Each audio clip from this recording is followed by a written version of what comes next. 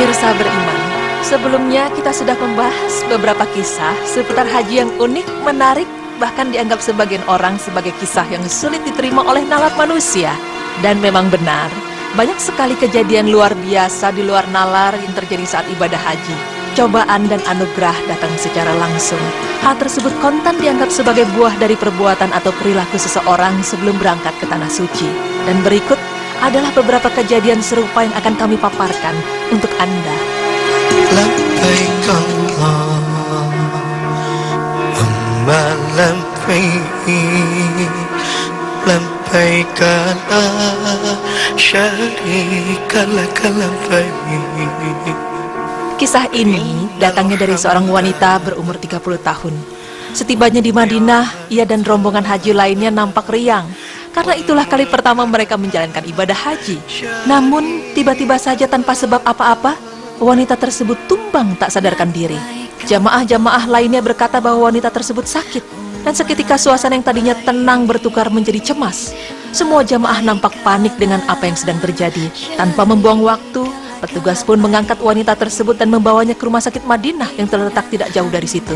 Sementara itu jamaah yang lain diantar ke tempat penginapan masing-masing. Sampai di rumah sakit Madinah, wanita itu masih belum sadarkan diri. Berbagai usaha dilakukan oleh dokter untuk memulihkannya, namun semuanya gagal. Hingga tiba waktu petang, wanita itu masih terbaring tak sadarkan diri.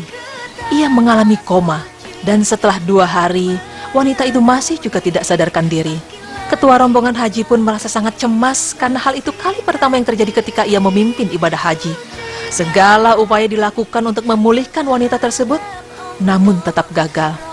Setelah beberapa hari menunggu, akhirnya wanita itu membuka matanya. Dari sudut matanya yang terbuka sedikit, dia memandang ke arah ketua rombongan hajinya dan langsung memeluk dengan erat sambil menangis terisak-isak. Wanita itu pun menceritakan bahwa tadi ia merasa sedang diazab oleh Allah Subhanahu wa Ta'ala dengan siksaan yang benar-benar pedih atas segala kesalahan yang telah ia buat selama ini. Ia berkata bahwa selama ini ia tak pernah beribadah sama sekali, bahkan sholat pun ia tak pernah melakukannya. Rumahnya penuh dengan botol minuman keras, suaminya sering ia tendangi dan ia pukuli. Ia juga menceritakan bahwa melaksanakan ibadah haji di tanah suci hanyalah karena keinginannya mengikuti orang-orang lain yang pergi haji. Ketika koma, ia merasa seperti di neraka dan Allah telah memberikan balasan berupa azab untuknya. Seumur hidupnya, wanita itu tak pernah memakai jilbab. Dan sebagai balasannya, rambutnya ditarik-tarik dan dibakar dengan bara api. Sakitnya tidak bisa diungkapkan, hingga ia menjerit-jerit meminta ampun kepada Allah Subhanahu wa Ta'ala. Tidak hanya itu, buah dadanya pun kala itu diikat dan dijepit dengan penjepit yang dibuat dengan bara api. Kemudian ditarik ke sana-sini hingga putus dan jatuh ke dalam api neraka. Tidak ada waktu luang baginya untuk beristirahat dari segala hukuman. Selama koma itu, dilaluinya dengan azab yang amat pedih. Dengan suara tersekat-sekat dan air mata yang makin banyak bercucuran, wanita itu meneruskan ceritanya. Ia merasa benar-benar menyesal atas semua dosa yang telah ia lakukan. Ia menyesal dengan kesalahannya dahulu, dan ia pun ingin sekali bertaubat kepada Allah, karena ia merasa bahwa apa yang dialaminya itu bukanlah mimpi. Karena jika itu hanya mimpi, tak mungkin ia merasa sepedih itu. Sejak peristiwa itu, ia pun benar-benar berubah. Ibadah hajinya saat itu ia lanjutkan dengan sungguh-sungguh. Allahumma labbaik, labbaik la syarika lak labbaik.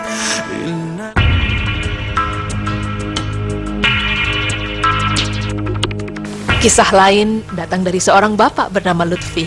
Kejadian ini agak menyakitkan baginya, namun sekaligus menyadarkannya dari kesalahan-kesalahan yang lalu sebelum ia berangkat ke tanah suci.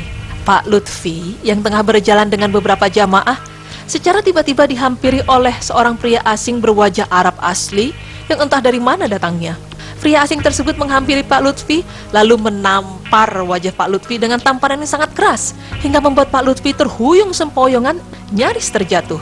Namun anehnya, walaupun ditampar sekeras itu, Pak Lutfi hanya diam saja dan sama sekali tak marah setelah menerima perlakuan itu. Justru ia mengeluarkan air mata dan meneruskan perjalanan ibadah hajinya. Teman-teman satu rombongan hajinya merasa heran dengan kejadian itu.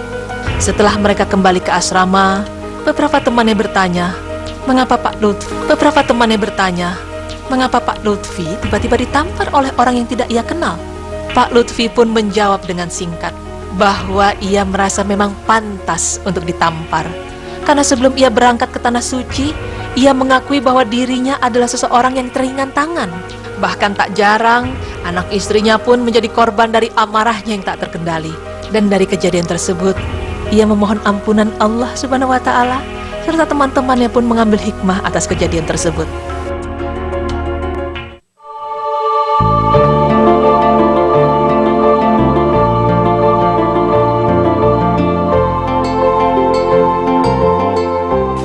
Pemirsa beriman, kisah-kisah seputar haji yang terjadi ini memang terkadang sulit dipercaya karena terjadi di luar nalar kita sebagai manusia.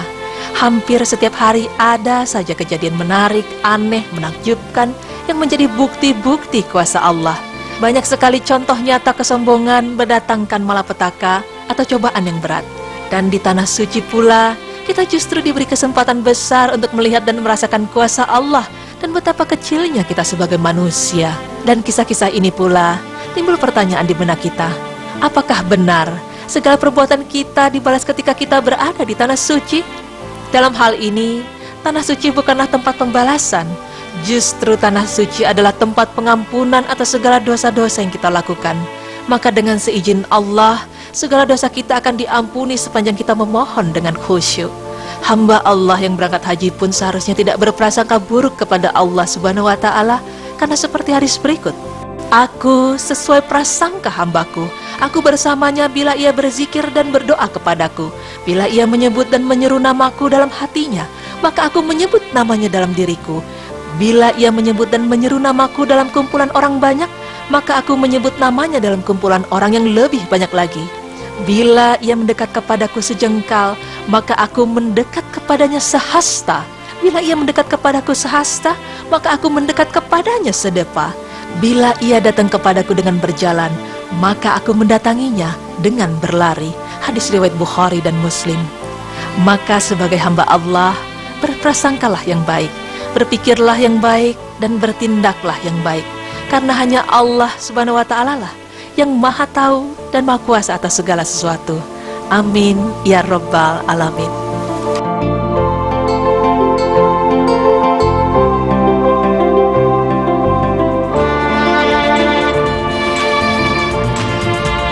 Subhanallah ya pemirsa. By the way, tadi sambil tayangan juga ada cerita menarik banget loh tentang pengalamannya di Mekah. Enggak, tadi kan ya kita harus berprasangka baik kepada Allah. Dan Allah sesuai dengan prasangka hambanya. Jadi waktu itu saya pertama kali haji ke Baitullah tahun 2001. Jadi manasiknya belum mantap, jadi ritualnya belum tahu gitu kan.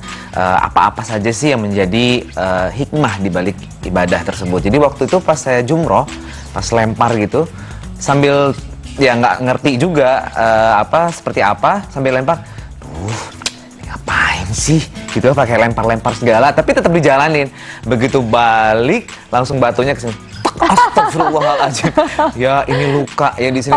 Saya langsung, pemirsa, saya langsung, ya Allah, benar-benar kita sebagai manusia ikuti aja apa yang Allah perintahkan. Karena di balik itu ada hikmah. Seperti misalnya ketika jumroh itu kita melemparkan sifat-sifat jelek, sifat-sifat syaitan dalam diri kita. Jadi bingung ngapain sih lempar batu, tapi pas balik badan dilempar batunya sama orang kena ya. Aduh. Tapi sekarang udah lebih paham ya, insya Allah ya. Alhamdulillah, insya Allah. Baik pemirsa, jangan kemana-mana karena kita akan kembali lagi. Oleh karena itu tetap di Berita Islami Masa Kini.